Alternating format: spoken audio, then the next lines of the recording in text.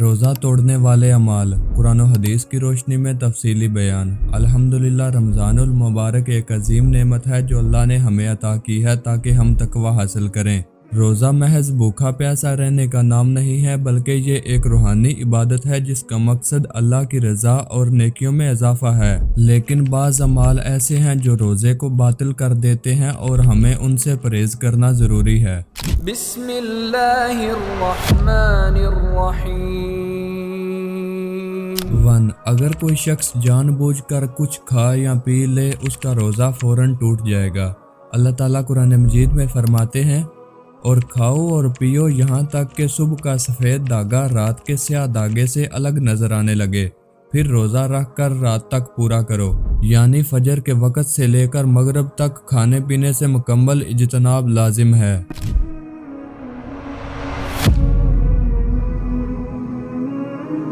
اگر کوئی شخص دن کے وقت اپنی بیوی سے ہم بستری کر لے تو اس کا روزہ ٹوٹ جاتا ہے اور اس پر کفارہ لازم ہو جاتا ہے۔ حضرت ابو ہریرہ رضی اللہ عنہ فرماتے ہیں کہ رسول اللہ صلی اللہ علیہ وسلم نے فرمایا، جس نے بغیر کسی شرعی اکثر یا بیماری کے رمضان کا کوئی روزہ نہ رکھا، اس کا پورے سال کا روزہ کفارہ نہیں ادا سکتا، چاہے وہ پورا سال روزے سے ہو۔ ترمذی حدیث نمبر 723۔ کچھ محدثین نے اس حدیث کو ضعیف قرار دیا ہے کیونکہ اس کی سند کمزور ہے۔ بعض علماء کے درمیان بھی اختلاف پایا جاتا ہے اور اس کو ضعیف قرار دیا گیا ہے۔ کفارہ میں مسلسل 60 روزے رکھنا یا 60 مساکین کو کھانا کھلانا لازم آتا ہے۔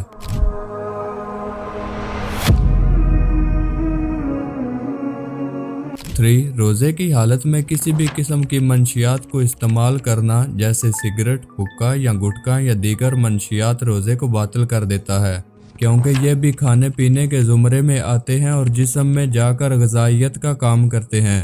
نبی کریم صلی اللہ علیہ وسلم نے فرمایا، روزہ ایک ڈھال ہے، لہٰذا تم میں سے کسی نے روزہ رکھنا ہو تو وہ فحش اور تکبر نہ کرے۔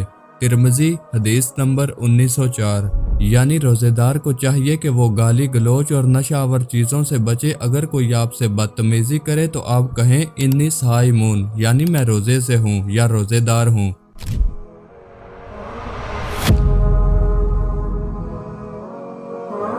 4. اگر کسی نے جان بوجھ کر کہہ کہ اس کا روزہ ٹوٹ جائے گا۔ حضرت ابو ہریرہ رضی اللہ عنہ سے روایت ہے کہ رسول اللہ صلی اللہ علیہ وسلم نے فرمایا، جسے خود بخود کہہ آ جائے اس پر کوئی قضا نہیں، جس نے جان بوجھ کر کہہ کہ اس پر قضا ہے۔ ابو داؤد حدیث نمبر 2380۔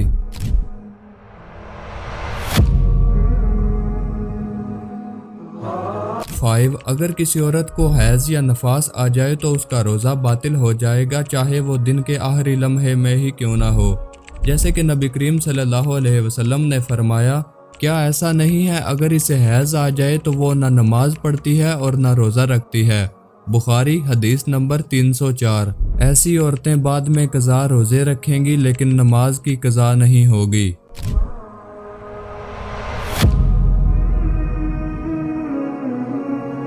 6. اگر کوئی شخص جان بوجھ کر اپنا لاب دہن، تھوک یا اور کوئی ناپاک چیز کو نگل لے تو اس کا روزہ فاسد ہو جائے گا۔ روزہ صرف کھانے پینے سے بچنے کا نام نہیں، بلکہ ہر اس عمل سے رکنے کا نام ہے جو اللہ کے حکم کے خلاف ہو۔ ہمیں چاہیے کہ ہم اپنے روزے کو ہر طرح کے باطل کرنے والے اعمال سے محفوظ رکھیں تاکہ اللہ کے ہاں ہمارا روزہ مقبول ہو اور آخرت میں ہمیں کامیابی نصیب ہو۔ اللہم تقبل منا صیامنا و قیامنا واغفر لنا ذنوبنا، آمین۔